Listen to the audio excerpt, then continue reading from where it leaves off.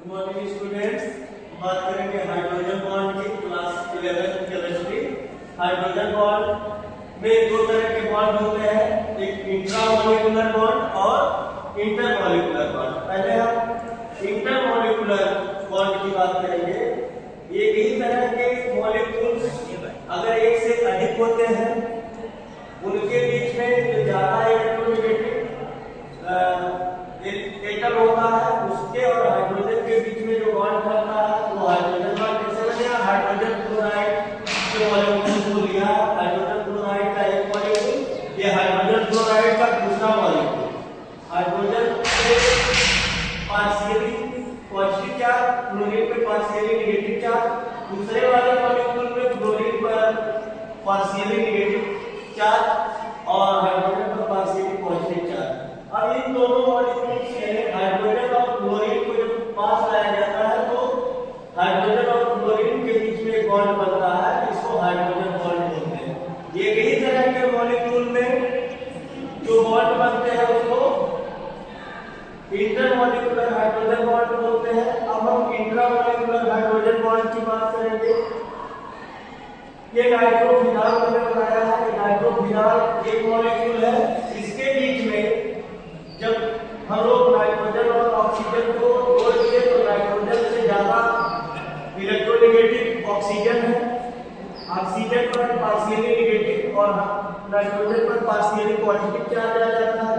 और यहाँ OH को जोड़ा गया ऑक्सीजन और हाइड्रोजन में, वो पर पार्शियली नेगेटिव और हाइड्रोजन पर पार्शियली पॉजिटिव चार्ज आ गया।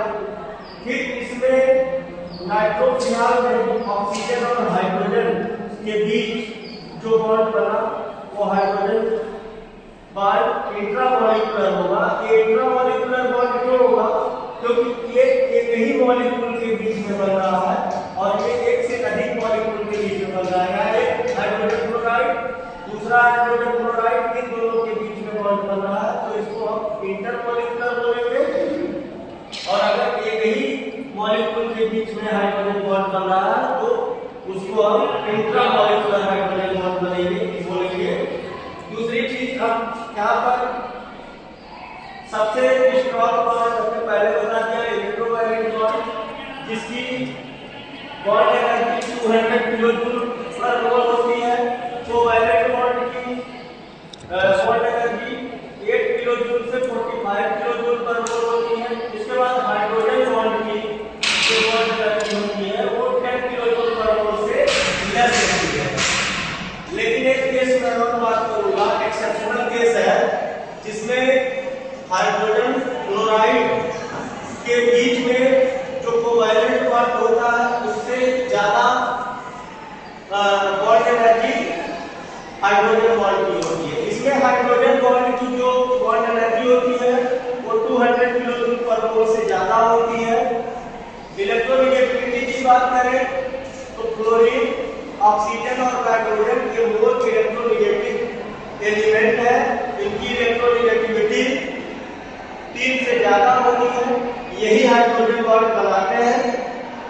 दिस मॉलिक्यूल है strong hydrogen bond that covalent bond. ये बात कर रहे हैं हाइड्रोजन क्लोराइड के लिए, HF2 के लिए।